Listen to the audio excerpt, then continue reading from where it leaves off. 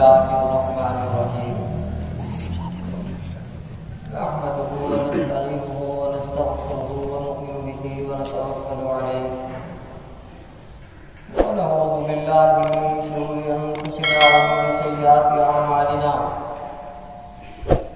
من يهده الله فلا مضل له ومن يضلل الله فلا هادي له ونشهد أن لا إله إلا الله وحده لا شريك له ونشهد أن سيدنا ونبينا وشفيعنا وحبيبنا وسندنا ومولانا وأولانا محمدا عبده ورسوله صلى الله تعالى عليه وعلى آله وأصحابه وبارك وسلم تسليما كثيرا كثيرا أما بعد أعوذ بالله من الشيطان الرجيم بسم الله الرحمن الرحيم لقد كان لكم في رسول الله أسوة حسنة وقال الله تعالى لقد بعث الله في الأميين رسولا منهم يتلو عليهم آياته ويزكيهم ويعلمهم الكتاب والحكمة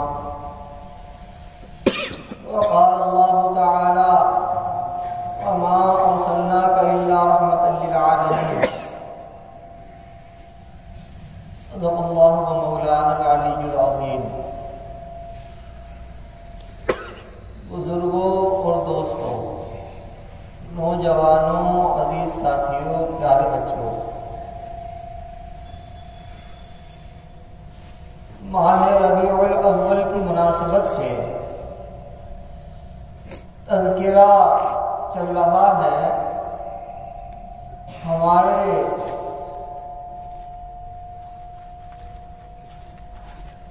اور پوری دنیا کے کائنات کے سردار اور سرتاج فخر رسول محمد مصطفیٰ احمد مصطفیٰ جناب محمد رسول اللہ صلی اللہ علیہ وآلہ وسلم کا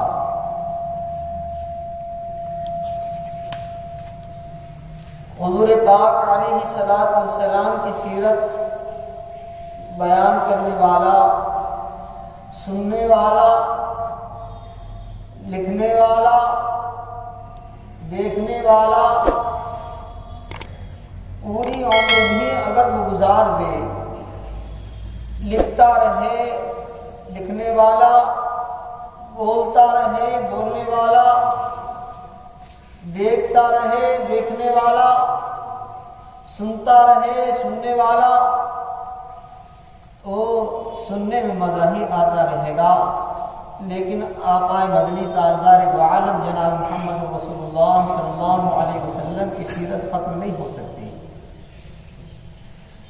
یہ ایک ایسا وسیع موضوع ہے کہ جس کی کوئی تہ نہیں، تھام نہیں، جس کی کوئی مبتدا نہیں اور جس کی کوئی منتہا نہیں۔ پوری کائنات کا ذرہ ذرہ، کائنات کی ہر چیز آقا مدنی تاجدار دو عالم جناب محمد رسول اللہ صلی اللہ علیہ وسلم کی سیرت کو بیان کر رہی ہے۔ حضور پاک علیہ الصلوۃ والسلام کے زندگی کے جس گوشے کو آپ لیں گے، وہ زندگی کا گوشہ مکمل ملے گا، کامل ملے گا، تام ملے گا، اتم ملے گا، مکمل ملے گا۔ یعنی حضور اقدس صلی اللہ علیہ وسلم کی زندگی کا ہر پہلو، خواہ وہ دین کے اعتبار سے ہو یا دنیا کے اعتبار سے ہو، زندگی کا کوئی گوشہ ایسا نہیں ہے جس میں آپ کی زندگی کی رہبری اور حضور اقدس صلی اللہ علیہ وسلم کی اقتدائیت ہمیں نہ ملتی ہو۔ بذات خود ہم اگر زندگی کے تعلق سے تذکرہ کرتے ہیں تو زندگی آپ کی جو 63 سالہ زندگی ہے، اس 63 سالہ زندگی کا ایک ایک آن، ایک ایک ساعت، ایک ایک منٹ لکھا جا سکتا ہے۔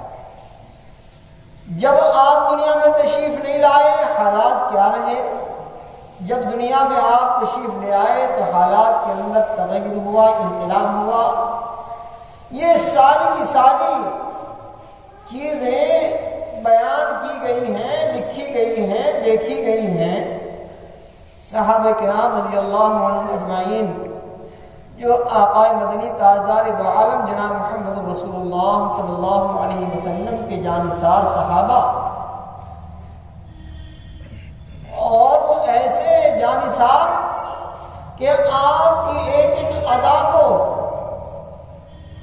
ایک ایک چیز کو، ایک ایک حالت کو، ایک ایک انداز کو اپنی زندگی میں اتارنے کے لیے کوشاں رہا کرتے تھے۔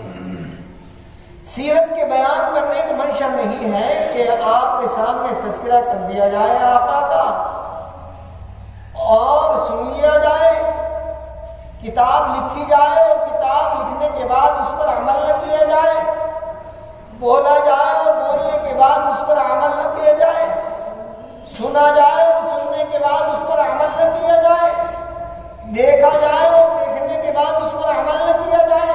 یہ چیزیں ایسی نہیں ہیں۔ حضور کی سیرت بیان کی جاتی ہے وہ صرف اس لیے تاکہ ہم حضور اقدس صلی اللہ علیہ وسلم کی حالات زندگی، جو آپ کی ایک حیات طیبہ جس کا قرآن نے نقشہ کھینچا، وہ مکمل طریقے سے، کامل طریقے سے موجود تھی۔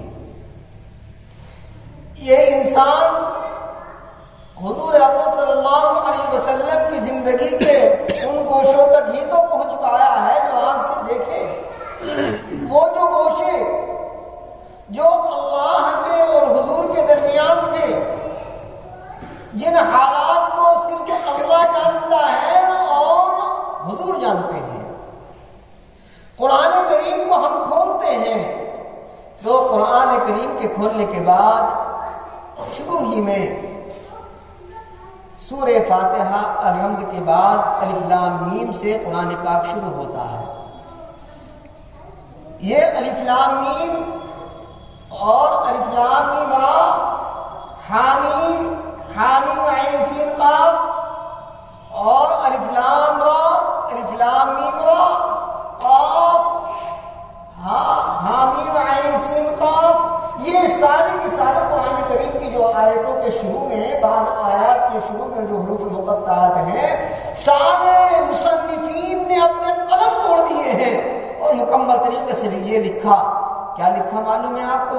کہ اللہ اعلم بمرادہ بذالک، صاحب جلالین نے جہاں بھی یہ لفظ آیا، حروف مقطعات میں سے کوئی حرف آیا تو صرف یہ لکھا کہ اللہ اعلم بمرادہ بذالک، کہ اللہ ہی اس کی مراد کو جانتا ہے۔ کیوں؟ وہ راز و نیاز کی وہ باتیں ہیں جو عاشق اور معشوق کے درمیان ہیں، محب اور محبوب کے درمیان ہیں۔ بیان عاشق و معشوق رمزیز، کرام کاتبین ہم خبر نیست، کہ وہ صرف اور صرف یہ حروف مقطعات کی مراد کیا ہے، اس کو صرف جانتا ہے تو اللہ جانتا ہے، یہ اللہ کے رسول کے علم میں ہو۔ یہ تمام کی تمام چیزوں کو کون جانتا ہے؟ اللہ جانتا ہے۔ تو بعض چیزوں تک رسائی تو صرف کس کی رہی؟ مصنفین کی رہی، مفسرین کی رہی، محققین کی رہی، لیکن بعض چیزوں تک تو رسائی نہ ہو سکی اور مکمل طریقے سے انہوں نے اپنے قلم پہ حل کر دیا، لکھ دیا اللہ اعلم بمرادہ بذالک، کہ اللہ اس کی مراد کو جانتا ہے۔ بعض مفسرین نے جو اسرائیلی روایات ہیں لکھا ہے کہ الف لام میم را یا الف لام میم، اس سے مراد جو ہے، الف سے مراد اللہ، لام سے مراد حضور، میم سے مراد، لام سے مراد جبرائیل اور میم سے مراد حضور اقدس صلی اللہ علیہ وسلم۔ لیکن عین قاف کا مطلب، سین کا مطلب، عین سین قاف کا مطلب نہیں بتا پائے مصنفین کہ یہ کیا الفاظ ہیں جو قرآن کریم کے شروع میں ہیں۔ تو خدا کے درمیان اور حضور پاک علیہ السلام کے درمیان کی جو کچھ باتیں ہیں، ان باتوں تک تو مصنفین کی، مؤلفین کی، محققین، ہاں ایسا تو ہے کہ جو سیر فی اللہ، سیر الی اللہ، فنا فی اللہ، فنا للہ، یا یوں کہیے گا کہ جو لوگ اللہ کی ذات میں مجذوب ہیں وہ ان تمام چیزوں کو لیے ہوئے ہیں، لیکن وہ حالت جذب کی کیفیت جو تھی ان کی اس کو بیان نہیں کر سکے ہیں۔ تو بعض چیزوں کی طرف مصنفین کا دماغ بہت انہوں نے لکھا لیکن نہیں لکھ پائے کہ کیا ہے معاملہ، کیا چیز مراد ہے، اس سے پتہ ہی نہیں چل پایا کہ ان تمام چیزوں سے کیا مراد ہے۔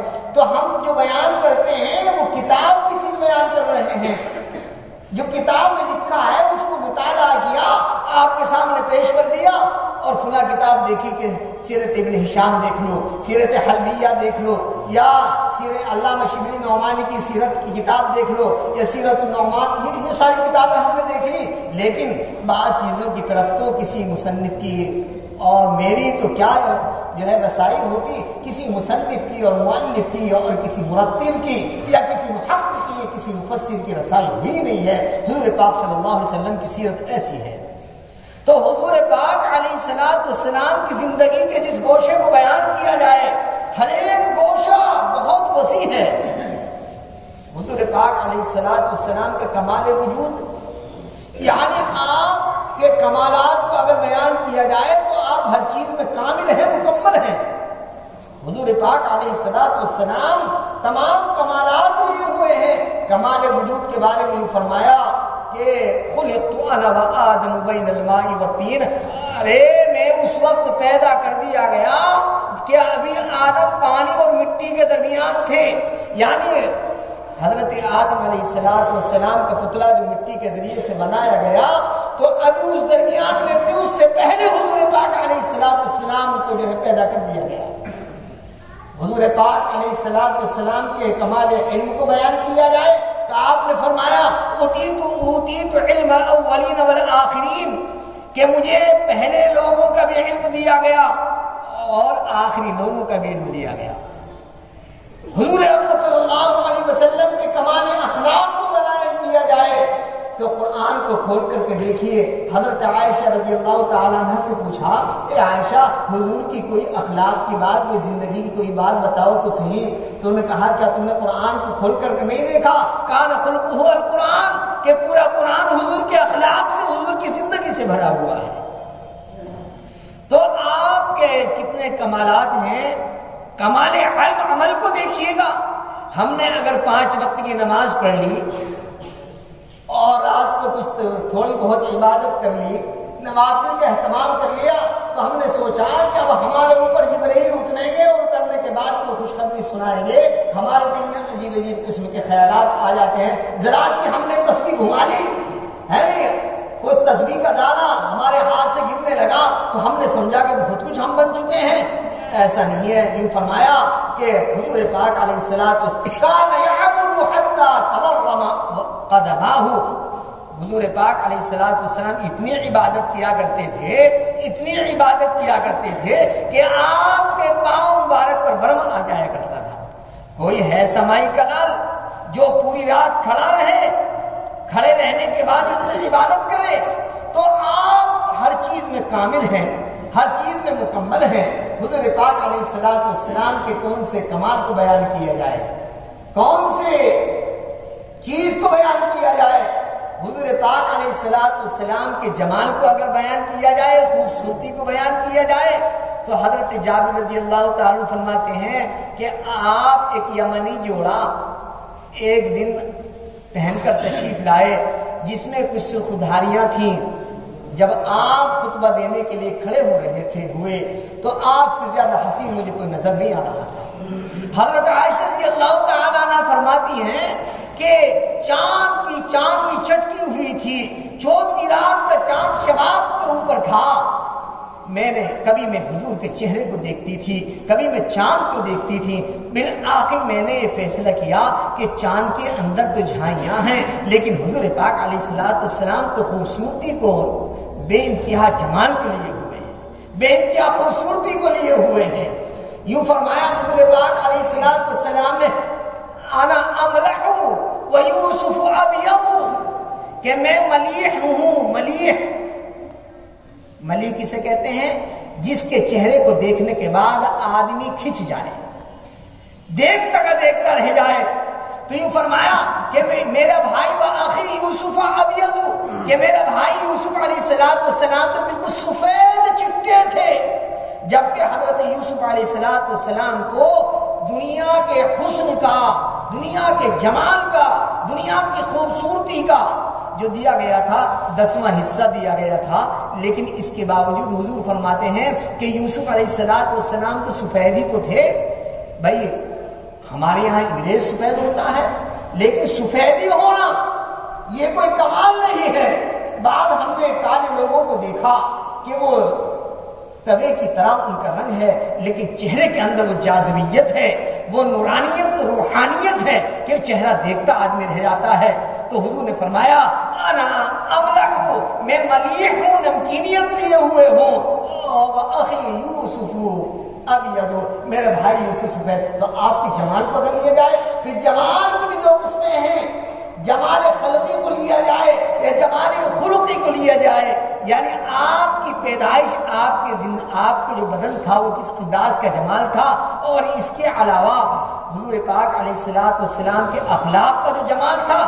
بزرگوں اور دوستوں، انسان اس تمام چیزوں تک نہیں پہنچ سکتا۔ میں تو ایک بات کہا کرتا ہوں، دیکھیے حضور پاک علیہ السلام کے محمد نام رکھا گیا نہیں رکھا گیا؟ حضور پاک علیہ السلام کے نام احمد رکھا گیا نہیں رکھا گیا؟ بھائی آپ کا نام محمد بھی ہے اور آپ کا نام احمد بھی ہے، حضور کا نام ہے نہیں؟ دو لفظ ایسے ہیں پوری دنیا میں، ڈکشنریوں والوں نے جو لکھا ہے، لغت والوں نے جو لکھا ہے، ان کا کوئی جواب نہیں ہے۔ آپ کہیں گے وہ کون سے لفظ ہیں؟ اور میں بھی یہ بات کے دعوے کے ساتھ کہتا ہوں، دو لفظ ایسے ہیں، ایک اللہ، ایک محمد اور احمد، ایک اللہ اور ایک محمد اور احمد، ان دونوں لفظوں کا کوئی جواب ہی نہیں ہے۔ آپ کہیں گے کیسے؟ آپ نے اپنا نام شمشاد رکھا، شین کو الگ کر دیجئے تو ماد رہ گیا، ماد کے کوئی معنی نہیں۔ میرا نام محی الدین ہے، میم کو الگ کر دو، حی الدین رہ گیا، دین کا زندہ آدمی۔ بھئی کیا جی دین کا زندہ آدمی؟ یعنی لیکن حضور پاک علیہ السلام کا نام اللہ نے وہ رکھوایا کہ اگر اس کے نام کی تفصیل کر دی جائے، ایک ایک لفظ کو الگ الگ کر دیا جائے تو پھر بھی معنی باقی رہتا ہے۔ جب اللہ، بھئی اللہ کا نام ہے نا کیا؟ اللہ، اس الف کو ختم کر دیجئے، کیا بچا بھائی؟ ارے بولو بھائی، قاری صاحب آپ تو قاری صاحب ہیں، بولو کیا بچا؟ للہ، الف کو ختم کیا تو کیا بچا؟ للہ، للہ کے معنی ہے اللہ کے لیے۔ پھر ایک لام اور کو ختم کر دو، کیا بچا؟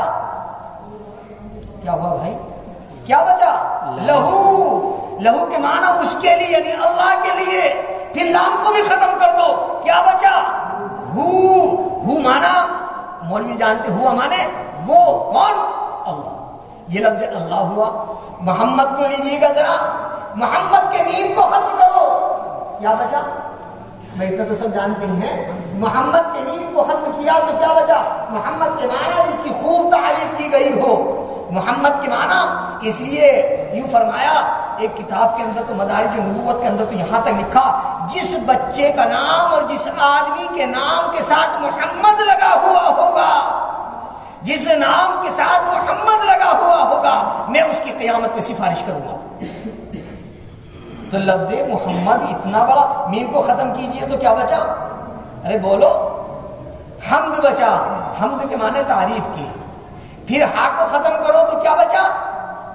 بولتے نہیں بھائی، تم تو بول جاؤ قاری صاحب، مولوی صاحب، حافظ جی، مفتی صاحب، تم تو بول جاؤ بھائی۔ محمد کا میم ختم کیا تو حمد بچا، حمد کے معنی تعریف کے۔